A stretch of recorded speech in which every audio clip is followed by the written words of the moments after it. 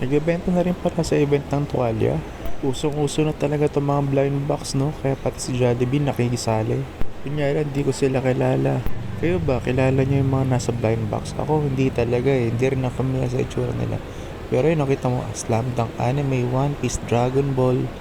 Halos lahat ng mga anime na matatanda. Ito naman, mga Pokemon, no? Matutuwa yung mga matatanda dito kasi yung mga Kanto region nandito. Oh. May Cubone, may Fiji, may Farfetch, Slowpoke, saka yung mga nanood ng Diamond and Pearl dati, oh.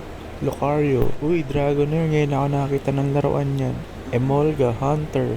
Ang daming Bulbasaur, saka Pikachu dito, saka mga Charmander, mga starters talaga. Ayan yung tago, urig talaga yung mga binibenta dito sa event. Magkatabi pa talaga yung Totodile sa Quaxley.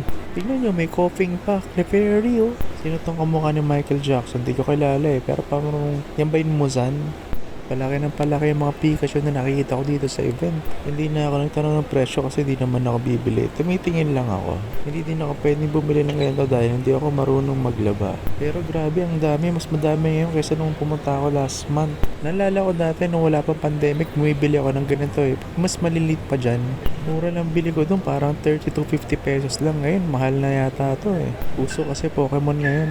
Nandito uli yung mga gandang t-shirt to. Hindi pa kasi sila nakaka-setup kasi maga ako nagpunta pag may pumunta akong event. Siyempre gusto ko ako yung unang makaka-dibs ng mga maayos at magagandang laruan dito.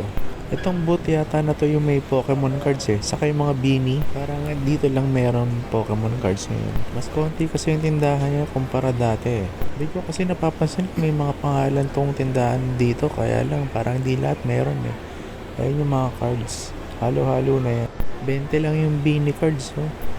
Ang daming laro na binibenta sa booth na to. Ito yung may tuwalya eh. Halo-halo yung mga binibenta nila. Ang daming anime characters. Ano may Hello Kitty Ganda. May Gear 5 Luffy oh.